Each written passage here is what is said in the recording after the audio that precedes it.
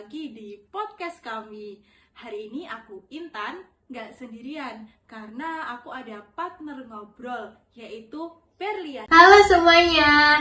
Nah, hari ini aku excited banget nih karena hari ini kita akan membahas topik yang penting banget buat calon-calon guru SD, yaitu topik tentang meningkatkan rasa percaya diri pada anak. Iya kan Mbak Intan? Iya, betul sekali. Karena sering banget ya di kelas itu kita menemui anak-anak yang mereka itu sebenarnya pintar, tapi takut untuk mengangkat tangan. Dan mungkin ada juga anak yang sebenarnya memiliki kemampuan lebih, tetapi mereka itu takut untuk mencobanya. Nah, betul banget apa yang disampaikan oleh Mbak Intan tadi. Nah, kita nanti akan ngobrol santai aja sih sebenarnya tentang itu tadi, tentang topik meningkatkan rasa percaya diri pada anak dan bagaimana cara kita sebagai guru untuk menerapkannya di lingkungan kelas. Oke, pertama-tama kita bahas dulu ya, sebenarnya apa sih rasa percaya diri itu?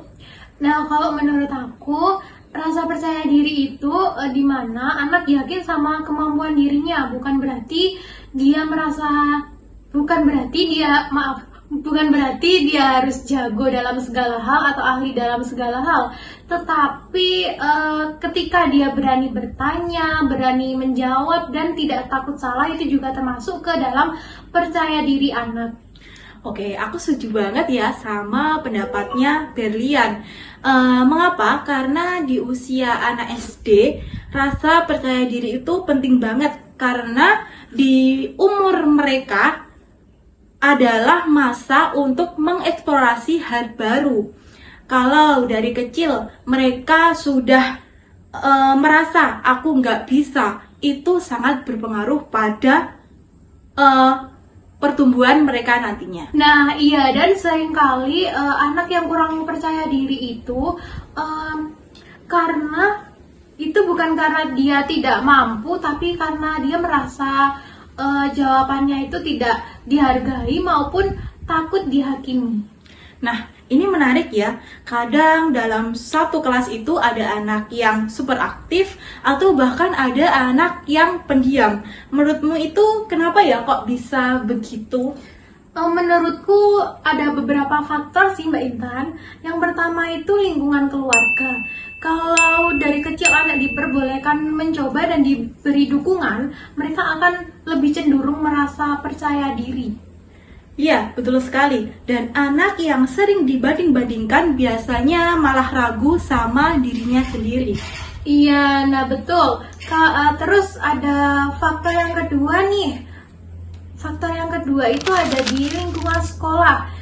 Dengan cara guru menanggapi anak itu ngaruh banget sih Mbak Intan. Guru yang sabar dan suportif bisa bikin anak jadi berani mengeksplorasi dan bikin anak itu jadi berani berpendapat karena dia merasa dihargai atas jawabannya. Oke, kalau teman sebaya itu juga ya? Iya, kalau teman-temannya suka mengejek, anak bisa langsung merasa tidak nyaman dan merasa tidak aman. Tapi kalau lingkungannya positif, anak dapat berkembang lebih baik. Oke, dan yang ketiga, faktor yang ketiga yaitu adalah pengalaman pribadi. Kalau anak punya pengalaman sukses, meski kecil, itu bisa menjadi modal awal dia untuk percaya diri. Setuju banget sih apa yang disampaikan oleh Mbak Intan tadi. Keberhasilan kecil itu penting banget kan ya? Iya, betul sekali. Keberhasilan kecil itu sangat penting banget. Nah, kita langsung saja masuk ke bagian yang paling penting, yaitu gimana sih caranya membangun rasa percaya diri pada anak. Menurutku nih, yang pertama itu beri apresiasi daripada proses yang bukan hanya hasil.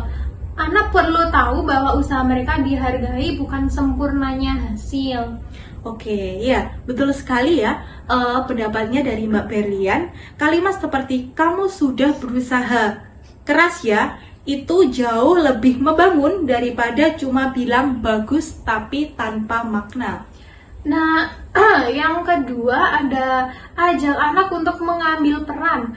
Misalnya jadi pemimpin kelompok atau membantu guru menyiapkan kelas.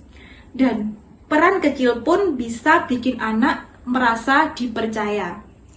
Nah, betul banget. Terus yang ketiga, bangun budaya kelas yang aman. Anak harus merasa tidak apa-apa untuk salah. Guru jangan mempermalukan anak. Oke, aku setuju banget ya sama pendapatnya Mbak Berlian. Anak itu belajar paling baik ketika dia tahu bahwa salah itu bagian normal dari proses sebuah belajar.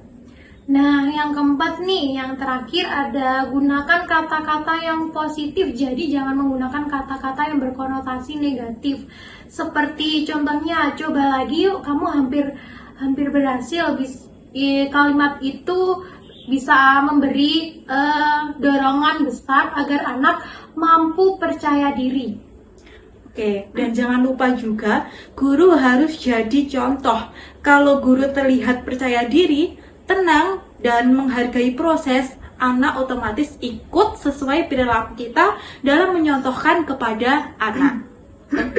Wah, ternyata banyak banget ya hal yang bisa kita lakukan untuk membangun rasa percaya diri pada anak. Mulai dari faktor-faktor yang mempengaruhi rasa percaya diri pada anak itu apa saja. Terus bagaimana cara kita sebagai guru untuk meningkatkan rasa percaya diri pada anak itu.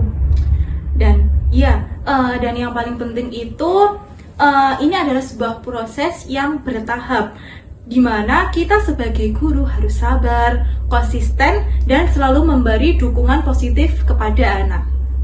Nah, semoga obrolan kita hari ini memberi inspirasi dan manfaat buat teman-teman yang sedang belajar menjadi guru, supaya nanti pada saat kita menjadi guru kita tahu nih bagaimana cara meningkatkan rasa percaya diri pada anak itu seperti apa, caranya bagaimana, dan lain-lain.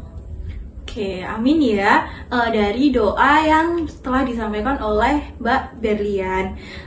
Terima kasih sudah mendengarkan podcast kami. Sampai jumpa di episode berikutnya. Tetap semangat mendidik generasi masa muda. Bye-bye!